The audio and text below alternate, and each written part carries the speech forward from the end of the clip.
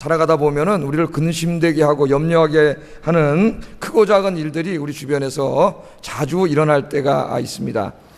저는 우리 아버님한테 전화가 안 와야 될 시간에 전화가 오면은 가슴이 뜨끔 철렁해. 틀림없이 우리 어머니 어떻게 된 일일 확률이 많기 때문에 오늘 8시쯤에 이렇게 했는데 전화가 왔어요. 우리 아버님한테. 이 가슴이 철렁해.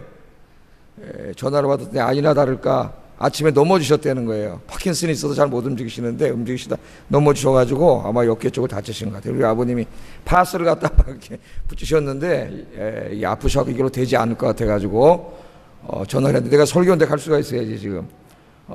그래가지고 119에 좀 부탁을 했어요. 그래서 119 분이 가셔가지고 자기가 확인해보고 타박 쌓인 것 같으면 그냥 다시 연락해 주겠다 그러고 아니면 병원으로 모시고 가겠다 그러더니 어깨가 많이 부었다고 병원으로 가겠다 그래가지고 저희 집사 지금 병원에 가 있어요.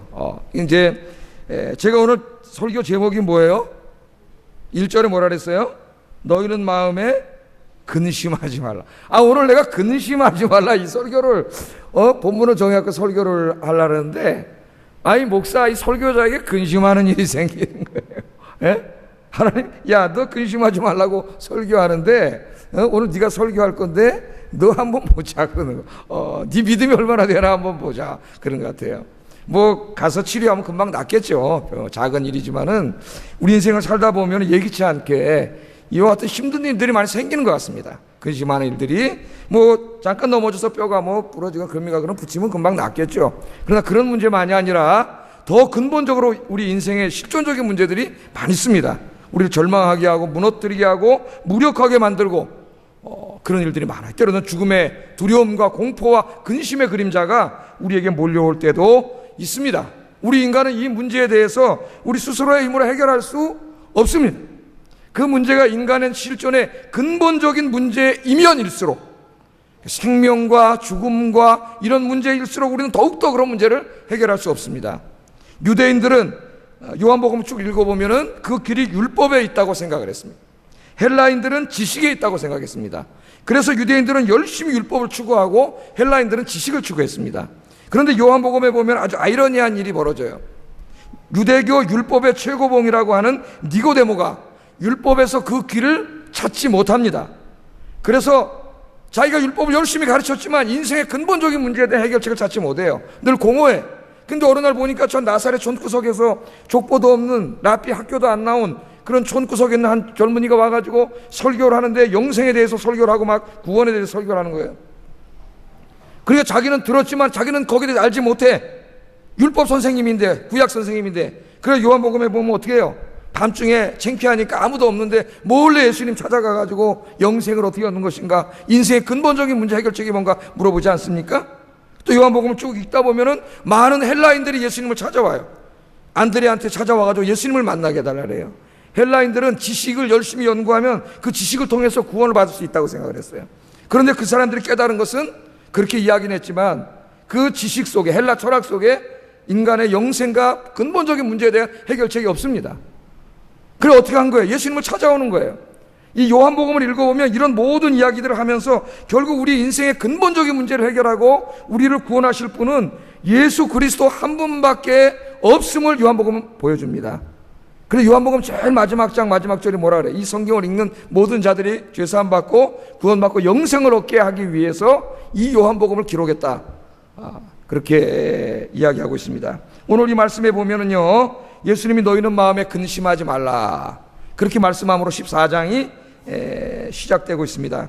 이 14장은 예수님의 고별사가 시작되는 장이에요. 고별사. 14장, 15장, 16장 예수님의 고별사예요. 고별사라는 건 뭐냐면은 십자가 사건을 바로 앞에 두고 이제 죽음을 바로 앞에 두고 제자들에게 설교하시는 고별사니까 다른 설교도 다 중요하지만 또 굉장히 그 중요한 것들이 많이 담겨져 있겠죠. 그런 고별사가 시작되는 부분입니다. 그러니까 예수님이 이제 십자가에서 죽는다고 이야기하고 이 세상을 떠난다고 이야기하니까는 예수님을 쫓아다니던 제자들이 불안해졌습니다. 근심했습니다. 근심. 걱정하고 염려했어요. 우리가 다 어떻게 되는 건가? 예수님을 쫓아다니는데 예수님 죽는다면 어떻게 되는 건가? 그랬더니 오늘 예수님께서 하시는 말씀이 14장 1절 말씀이에요. 1절 한번 읽어보겠습니다. 같이 시작. 또 나를 믿으라. 아멘. 우리 인생을 살다 보면은 작은 문제부터 큰 문제까지, 근본적인 문제까지 근심거리가 많은데, 오늘 제자들은 예수님이 떠난다고 하니까 거기에 대해서 근심하고 불안해하고 두려워하고 지금 그렇지 않습니까? 그러고 있는데 우리 예수님이 뭐라 하냐면은 근심하지 말라. 근심하지 말라 그래요. 명령형으로 되어 있어요. 오늘 새벽에도 이제 비슷한 말씀을 마태복음 6장에서 우리가 공부를 했는데, 그때 염려하지 말라 그랬죠. 거기는 염려하지 말라, 근심하지 말라. 거기도 명령형으로 되어 있어요. 아니, 우리가 살다 보면 이런 근심되는 일이 이렇게 많은데 하나님이 근심하지 말라 그럽니다. 근심하지 말고 뭐 하라고요? 그 다음 말씀 있잖아요. 하나님을 믿으니 또 나를 믿으라. 아멘. 우리가 근심하지 않아야 될 이유는 무엇 때문입니까? 하나님이 계시기 때문이에요. 할렐루야. 그래서 그 하나님에 대한 믿음이 있으면, 하나님을 절대적으로 신뢰하면, 제가 수요일날 설교한 것처럼 하나님을 절대적으로 신뢰하면은 근심과 두려움이 사라집니다. 하나님이 계시는 게 믿어지기 때문에. 그래서 여러분, 우리 인생의 근심과 두려움을 이기는 힘은 믿음입니다. 믿음. 이 믿음이 우리에게는 굉장히 중요해요. 우리 인간 관계에도 중요하죠. 부부간의 믿음이 깨지면 어떻게 됩니까? 부부 관계가 깨지게 되는 거예요. 우리 인간도 마찬가지예요. 믿음과 신뢰가 깨지면 우리 모든 게 무너지는 거예요. 하나님과 관계에 있어서도 믿음이 굉장히 중요합니다. 제일 중요합니다. 그래서 우리 삶의 주변에 아무리 두렵게 하고 근심케 하는 일들이 많이 있지만은 하나님을 믿고 신뢰하면은 모든 근심과 두려움으로부터 해방돼서 여러분 참된 평화와 기쁨을 누릴 수 있습니다. 그러니까 여러분의 행복의 모든 그 뿌리는 어디에 다 있어요? 믿음에 있어요. 여러분이 하나님을 절대적으로 믿느냐 안 믿느냐 거기 달려 있습니다. 그 제가 칼 융이라고 하는 심리학자를 이야기하지 않습니까? 이 사람은 신의 존재는 믿지만 하나님을 믿는 사람은 아니에요. 그런데 자기가 심리학적으로 많이 치료하다 보니까 신경증 환자들이 잘 안 나. 이 세계적인 심리학자가 치료해도 잘 낫지가 않아요. 2년, 3년, 5년이 가도 안 나는 사람들이 있어요. 그런데 이상하게도 다 낫는 사람들이 있어요. 잘 낫는 사람이.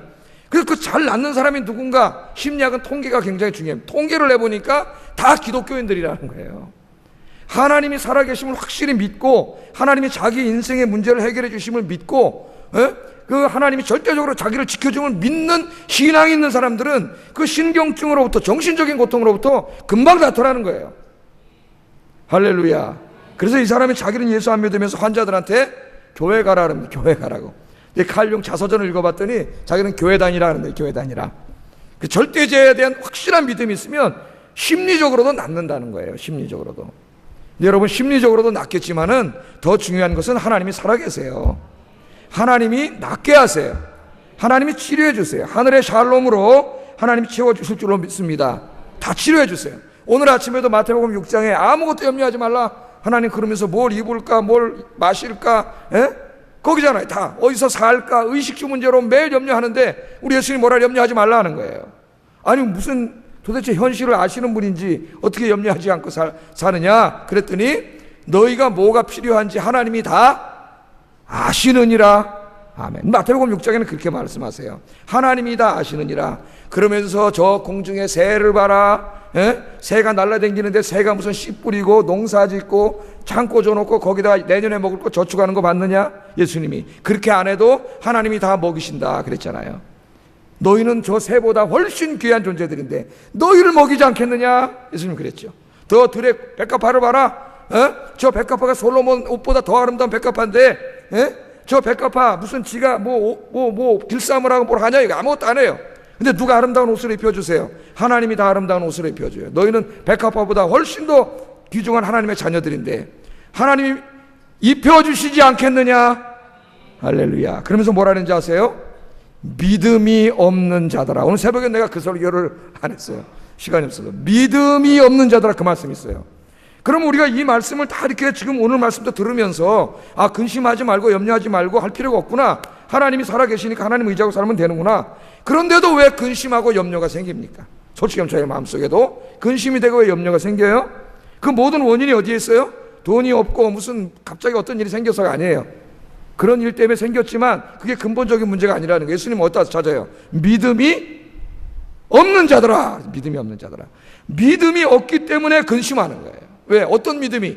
하나님이 살아계시고 살아계신 하나님이 내 인생의 모든 문제를 능히 해결해 주신다고 하는 그 절대적인 믿음이 없기 때문에 근심하고 염려하고 두려워하고 불안한 거예요. 그래서 오늘 여기 예수님이 오늘도 근심하지 말라, 하나님을 믿으니 또 나를 믿으라 그랬습니다. 예? 하나님이 너와 함께 계시고 내 모든 인생의 문제들, 기도의 제목들을 들어주심을 믿고 근심하지 말라 그랬으니, 오늘 여러분 이 믿음을 회복하고 근심 걱정 다 물리쳐버리고 하늘의 기쁨으로, 하늘의 평강으로 가득한 이 시간 되시기를 주의 이름으로 축복합니다. 축복합니다. 이거를 위해서 많이 기도하세요. 여러분 이 믿음을 달라고. 이 믿음이 생기면 여러분 인생의 모든 문제가 다 해결된다 그랬어요. 제가 수요일 날 그랬죠. 모든 문제 다 적용된다고. 그게 홍해가 가로막을 때도 요단강물이 콸콸 넘치거나 18만 5천 명의 아람 군대가 쳐들어왔거나, 그게 용광로가 들어가거나 사자굴에 들어가거나 엄청난 일들이 많이 있겠지만은 하나님을 절대적으로 신뢰하는 믿음이 있으면 절대 흔들리지 않는다 그랬어요. 오늘 기도하실 때 이것을 기도하셔서 이 믿음을 회복하고 정말 하나님을 절대적으로 신뢰하고, 오늘 예수님 말씀한 것처럼 하나님을 믿으니 나를 믿으라, 근심하지 말라 했으니 이 믿음을 오늘 충만히 갖고 돌아가시기를 주의 이름으로 축복합니다. 자, 예수님이 이렇게 안심을 시켜주신 이후에 이런 말씀을 하십니다. 2절 3절 같이 읽어보겠습니다. 시작.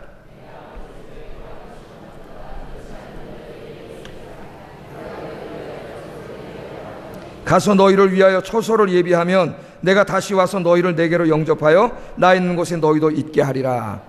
염려하지 말라고 말하면서 내가 이제 간다, 십자가에서 죽고 내가 가는데 나의 그 십자가의 죽음과 내가 이 세상을 떠나는 의미가 뭐냐를 가르쳐 주십니다. 우리에게 중요한 것이죠. 왜 가세요? 하나님, 예수님이 우리를 위하여 가시는 거예요.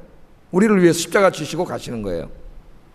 왜 가신다 그랬어요? 본문에 우리를 위해 처소를 예비한다 그랬어요. 우리가 나중에 가서 영원히 살 집을 준비해 주시기 위해서 예수님이 가신 거예요. 그러니까 예수님이 지금 어떻게 하고 계세요? 우리가 영원히 살 곳을 지금 어떻게 하고 계세요? 준비하고 계세요.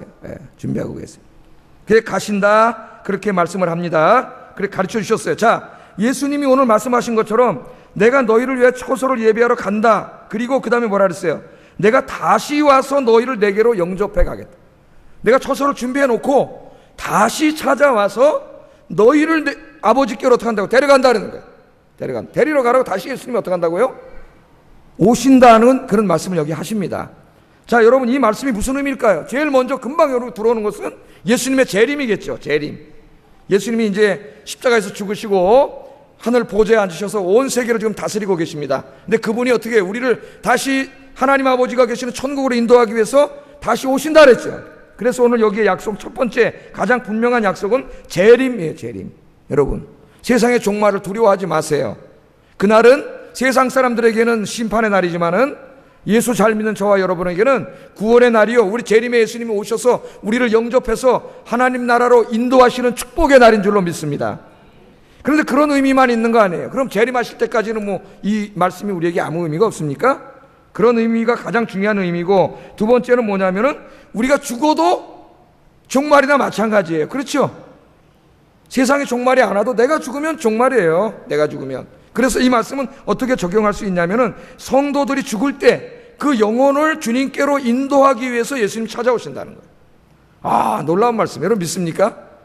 그 제가 이 죽음에 대해서 쓴 심리학자들 책들을 읽어봤더니 그 죽음을 오랫동안 이제 호스피스 사역을 하면서 가서 관찰한 사람들이 보면은 이제 마지막 그 말기암 환자들이 죽어가면서 이제 신앙심을 가지고 죽어가는 사람들을 보면은 그 사람이 뭔가를 죽기 전에 응시하고 쳐다보고 있대요.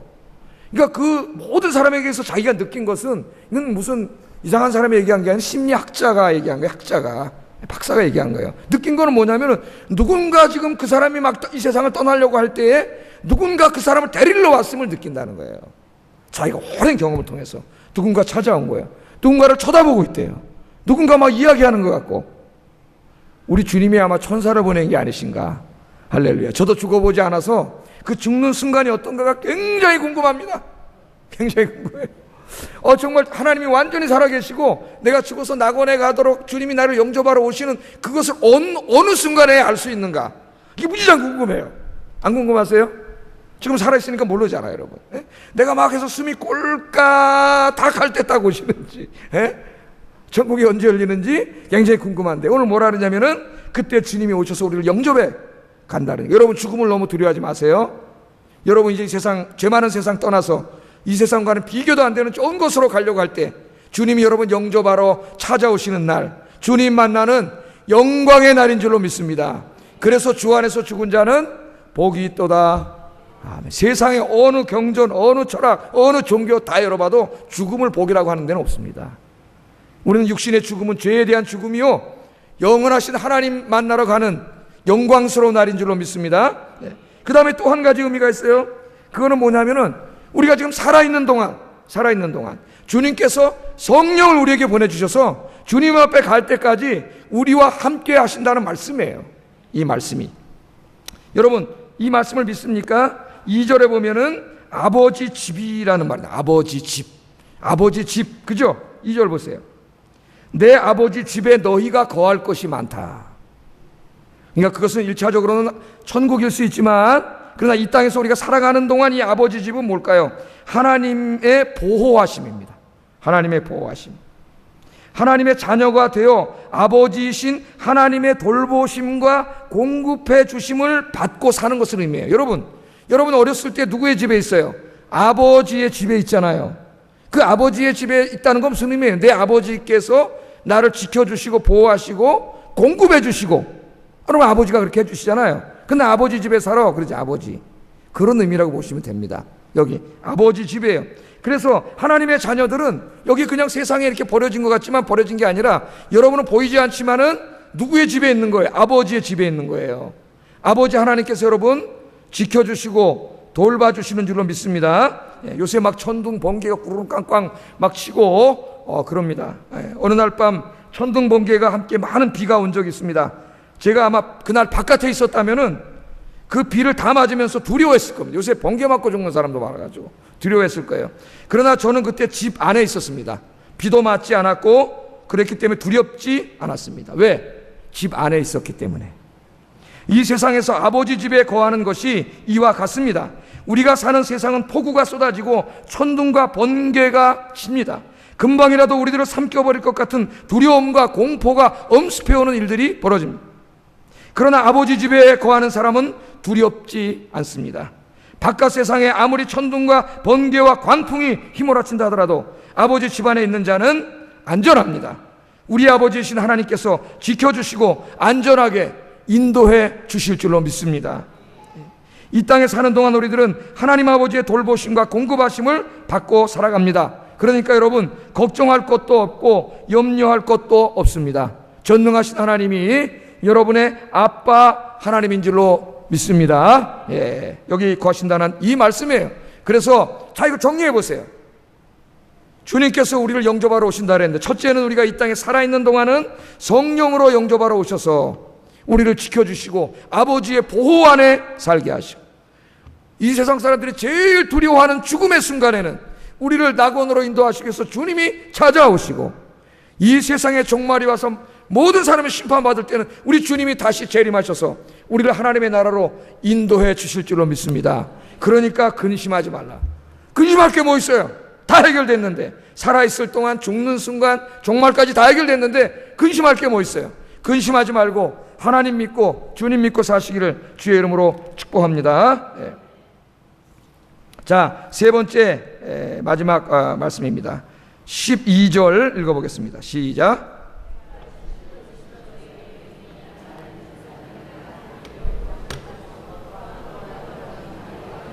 아멘. 여기 기가 막힌 말씀이 있습니다. 이 말씀이 굉장히 중요한 말씀이에요. 이제 예수님은 떠나가셔요.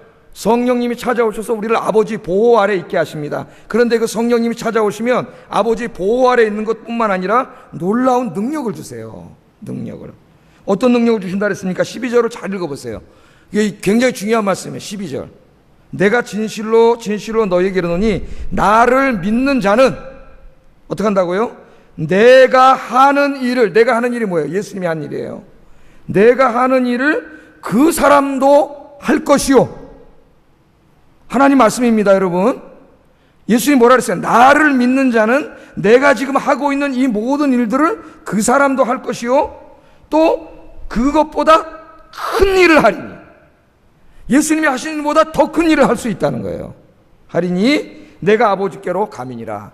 주님이 아버지께로 가서 성령을 보내주시면 예수님이 그 당시에 했던 위대한 일들을 그 사람이 할 뿐만 아니라 그 일보다 더 큰 일도 할 정도로 능력이 있게 한다는 거예요.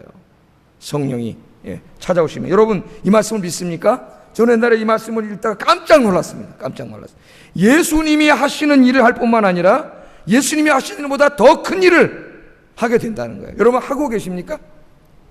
초대교회는 그런 역사가 일어났습니다. 정말 놀라운 역사를 일으켰어요. 현대교회는 이 놀라운 역사가 다 죽었습니다. 믿음이 없어가지고 놀라운 능력이 다 죽었어요. 여러분 예수님이 무슨 일 하셨어요? 하나님의 말씀으로 귀신을 쫓아내고 병자를 치유하고 복음을 전해서 영혼을 구원하고 할렐루야, 걱정과 근심 가운데 있는 사람 말씀으로 위로하고 이런 일을 하시라. 격려하고 위로하고 이런 말씀을 하지 않았습니까? 그런데 이 위대한 일을 주님을 믿는 자들은 성령이 찾아오셔서 그 일을 할 뿐만 아니라 더 큰 일도 하게 해주시겠다고 약속하셨어요. 사도행전 1장 8절에도 오직 성령이 너에게 임하시면 너희가 뭘 받아요? 엑수시아, 권능을 받고. 성령이 임하시면 권능을 받아야 돼요.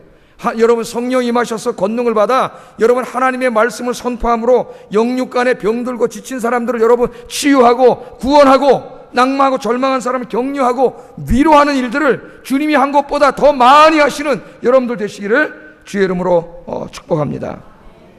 특별히 우리가 복음을 전해서 치유도 해야 되고 구원도 해야 되고 격려도 해야 되고 위로도 많이 해야 되는데 오늘 21세기를 살아가면서 특히 우리 사회 위로와 격려가 우리에게 많이 필요한 시대로 우리가 살고 있지 않나 그런 생각이 듭니다. 우리는 다 외로운 존재들입니다. 그러므로 우리는 주님이 하신 것처럼 하나님의 말씀으로 많은 사람들을 위로하고 격려할 수 있기를 주의 이름으로 축복합니다. 여러분 외롭지 않습니까? 힘들어요. 누구나 힘든 소리 듣기 싫습니다. 누구나 위로가 필요하고 격려가 필요한 사람이에요. 우리 공동체 안에 좀 그런 일이 일어났으면 좋겠습니다.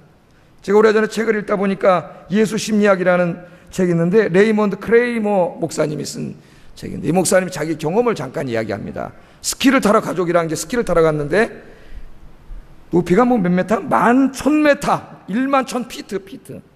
11,000피트나 되니까 뭐 한 3,000m가 넘는 산이. 우리로서 상상도 할 수 없는 곳이에요. 그 쫙 케이블카를 타고 이제 스키장 꼭대기까지 올라가서 타고 내려오려고 이제 서양인들은 스키 잘 타잖아요. 그 이제 타러 가는데 이게 쭉 그 리프트를 타고 올라가는데 한참 가다 보니까 떠난 데는 보이지도 않아.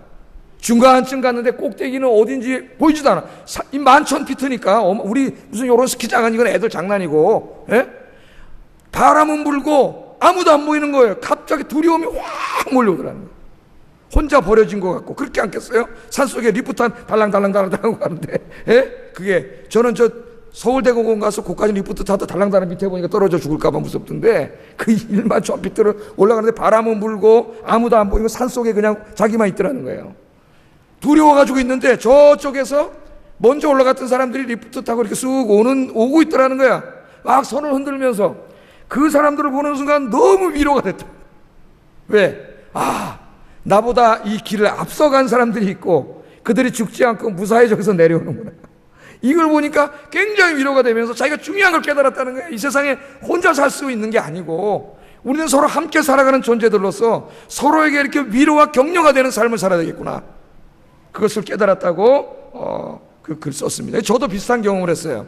한번 휴가 가가지고 저 강원도 영월 그쪽으로 가다가 이 닭백숙집에 들어갔더니요, 닭을 잡아가지고 바로 해주는데 2시간을 기다려야 되는데, 여러분 닭백숙집에 갈 때는 미리 예약하고 가야 됩니다. 2시간 기다려요. 못 먹어요 가다가.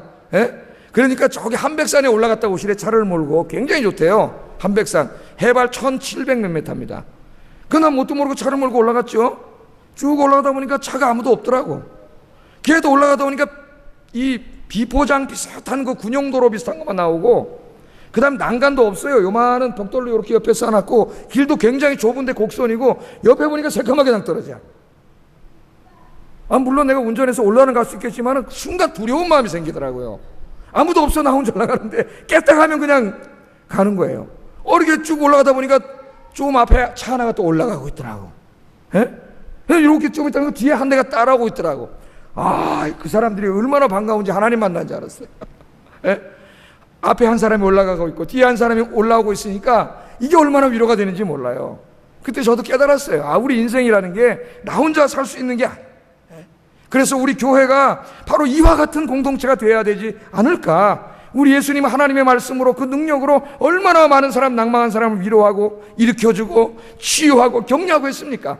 그런데 너희들이 이제 나를 믿는 자는 그 일을 할 뿐만 아니라 더 큰 일도 할 수 있다 그랬어요. 성령님이 찾아오시면 우리가 그런 일을 할 수 있다고 했는데, 여러분, 우리 공동체 안에서 정말 수많은 사람들을 치유하고 위로하고 격려하는 일에 더 많이 힘쓸 수 있는 우리 아영교인들 되기를 주의 이름으로 축복합니다. 그래서 이런 능력을 받기 위해서는 기도하라 그랬어요. 예수님이 기도하라고 13절 14절 읽겠습니다. 시작.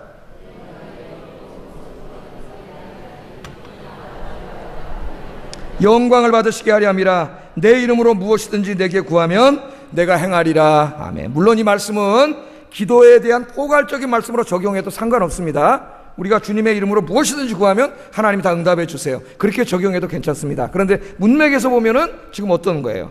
좁게 적용하면 바로 예수님이 하셨던 일을 너희가 한다는 거예요. 너희도 치유하고 구원하고 위로하고 격려하는 일을 할 수 있는데, 예수님보다 더 큰 일도 할 수 있는데, 그러기 위해서는 어떻게 하라고요? 하나님께 구하라는 거예요. 여러분 기도하세요. 오늘부터 다른 것도 기도해야 되지만, 하나님, 내 삶과 내 입술과 내 이 모든 얼굴 표정과 모든 것을 통해서 우리 공동체 안에서 그 외롭고 힘든 사람들, 그 산속에 리프트 타고 혼자 버려진 것 같은 사람들, 한백산에 올라가다 혼자 두렵고 떠는 저 같은 사람들, 인생에 그런 거 만난 많은 사람들이 있는데, 하나님 나에게 능력을 주세요. 그래서 우리 예수님이 하신 것처럼 이 많은 사람들을 내가 하나님의 말씀으로 치유하고 구원하고 위로할 수 있도록 하나님 인도해 주세요.